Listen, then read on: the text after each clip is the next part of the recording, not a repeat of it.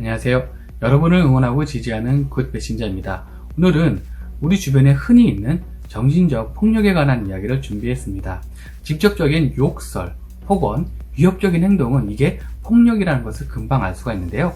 오늘 말씀드린 정신적 폭력은 은근히 알아차리기 어려워서 가해자나 피해자 모두 자각하기 어려운 경우를 의미합니다. 예를 들어서 어떤 친구가 있는데 매번 약속 시간에 늦게 나옵니다. 기다리는 동안 스트레스 받죠. 짜증이 나죠. 왜 이렇게 매번 늦는 거야? 나를 어떻게 보는 거야? 그런데 마냥 화를 내기도 어려운 게 사과를 잘해요. 미안해. 내가 원래 약속 시간 잘 못 지키는 인간이지 않냐. 막 이렇게 사과를 합니다. 그런데 말입니다. 이 친구가 원래 그런 사람일 수도 있지만 일부러 늦게 나옴으로 인해서 스트레스 받게 할 목적이 있을 수 있다는 겁니다. 이것도 일종의 정신적 폭력이고요.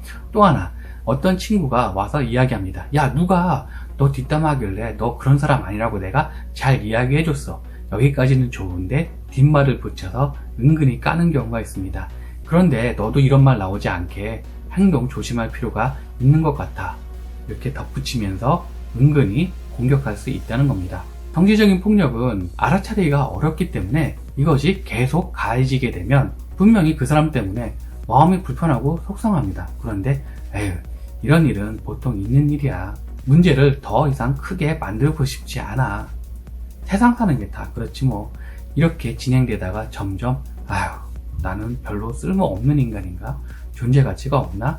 의기소침해지고 더 나아가 우울증에 빠지기 쉽습니다. 그래서 정신적 공격이 무서운 건데요. 이런 정신적 공격 대표적인 유형 5가지가 있습니다. 바로 부정형, 이득형, 치환형, 선망형, 자기애형입니다. 첫 번째 부정형은 자기가 어떤 약점을 가지고 있거나 인정하기 싫은 사실을 다른 사람을 공격함으로 인해서 방어를 하는 것입니다. 예를 들어 집에서 부모님이 여가 시간에 본인은 TV 보고 게임하거나 휴대폰을 하면서 자녀들에게는 야, 시간 낭비하지 말고 책 좀 봐라, 공부 좀 해라, 이렇게 이야기하는 것입니다. 자기 개발은 누구나 필요하죠. 그런데 정작 부모님은 놀면서 자녀들에게는 그렇게 하지 말라는 것도 정신적 폭력의 한 예가 될 수 있다는 겁니다. 이솝우화에 이런 이야기가 있죠. 엄마 개가 있습니다. 자녀 개에게 야, 옆으로 걷지 말고 좀 똑바로 걸어라.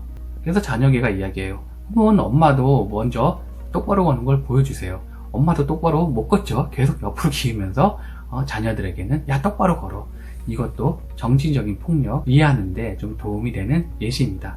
두 번째, 이득형은 어떤 행동을 가함으로 해서 다른 사람을 공격함으로 인해서 내가 이득을 보는 경우입니다. 직장에서 흔히 발생할 수가 있는데요. 직장 상사가 기분 나쁜 표정, 언짢은 표정으로 이렇게 앉아 있습니다. 그러면 당연히 부하 직원들은 그 눈치를 볼 수밖에 없죠. 행동을 조심하게 되고 일하는 척이라도 합니다.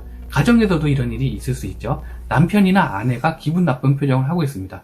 그러면 평소에 안 하는 설거지를 한다든가 청소를 하면서 그 눈치를 보게 됩니다. 혹은 자녀들이 부모님이 기분 나쁜 것을 보면서 공부하는 척, 책 보는 척이라도 하기 때문에 이런 이익을 위해서 이런 행동을 종종 하는 경우가 있습니다. 이것도 일종의 정신적 폭력에 해당됩니다. 왜 이것이 정신적 폭력이냐면 그 밑에 있는 사람들은, 대항하기 어려운 사람들은 계속 눈치를 봐야 되잖아요. 마음을 졸여야 되잖아요. 이것이 은근히 폭력이 될 수 있다는 겁니다.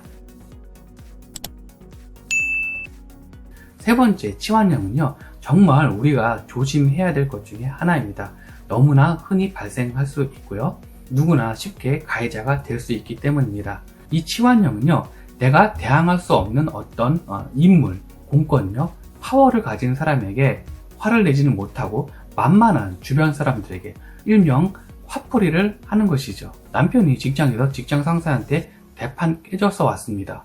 그러면 이걸 대놓고 아내에게 화풀이를 하지 못하지만 짜증을 좀 낸다든가 평소 안 하던 과민한 반응을 보인다든가 이런 식으로 화풀이를 아내에게 전가할 수가 있겠죠. 이 치환형의 문제는 쉽게 이게 전이가 된다는 겁니다. 연쇄작용이 나타날 수가 있는데요. 이렇게 남편에게 화풀이 당한 아내는 어떻게 합니까? 자녀들에게 쉽게 이거를 도로 화풀이할 수 있다는 거죠.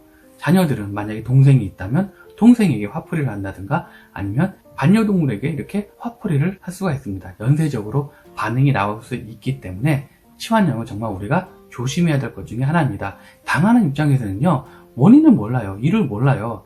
내가 무슨 잘못을 했나? 그러면서 상처를 받는 경우가 많죠. 다음으로 네 번째, 선망형은요. 남이 잘 되는 것을 보기 어려워하는 경우, 남이 행복한 것을 견디기 힘들기 때문에 나오는 것입니다. 한마디로 남이 잘 되는 게 배가 아픈 건데요. 이걸 직접적으로 표현하면 도덕적으로도 혹은 자기 모양새도 좋지 않으니까 평소에는 가만히 있다가 걸리기만 걸려봐라 해서 조그마한 건수라도 발견하게 되면 아주 무섭게 지나치게 공격을 하는 폭력적인 모습으로 변하게 됩니다. 예를 들어서 직장에 자기가 그만한 능력이 돼서 좋은 차를 타고 왔어요. 그런데 신입입니다. 그러면 대본에 나온 경우가 신입이 개념 없이 눈치 없이 직장 상사보다 좋은 차를 타고 이게 왔네? 라고 눈치를 주는 경우가 많죠. 선망형의 특징은 이게 쉽게 정의라는 이름으로 변경되기가 쉽다는 겁니다. 앞서 말씀드린 예처럼 마땅히 눈치 보고 좀 그래야 될 신입이 어떻게 보면 당당한 모습이잖아요. 자기가 능력이 돼서 이렇게 좋은 차를 끌고 오는에도 불구하고 본인은 못하니까 그 신입에게 정의라는 이름으로 야, 신입사원이 좀 눈치 좀 봐라, 개념 좀 있어봐라, 이렇게 비난하는 형태로 나올 수 있는 게 선망형의 특징입니다. 마지막 다섯 번째, 자기애형은 내가 너보다 잘났다, 나 능력 있다, 인정받고 싶은 욕구 때문에 나타날 수 있는 정신적 공격인데요. 지금은 모르지만 우리 윗세대들 맞벌이가 흔하지 않은 시절에 남편이 아내에게 자주 나타나는 형태입니다. 남편 벌이만으로는 충분하지 않은 아내가 아르바이트나 이제 부업을 할 때 아무래도 이제 집안일을 좀 소홀히 하게 되면 남편이 한 소리 하게 되죠. 그거 얼마나 번다고 쥐꼬리만큼 벌면서 왜 집안일에 소홀히 하는 거야?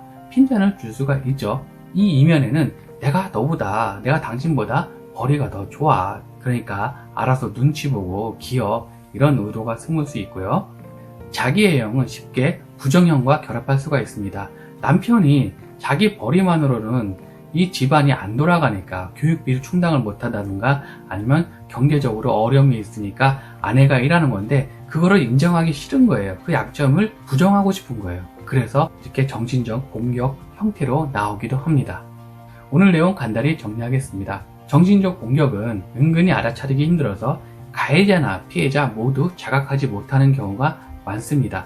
대표적인 유형으로는 부정형, 이득형, 치환형, 선망형, 자기애형이 있고요. 정신적 공격을 알아야 되는 이유가 자기도 모르게 가해자가 될 수 있고요.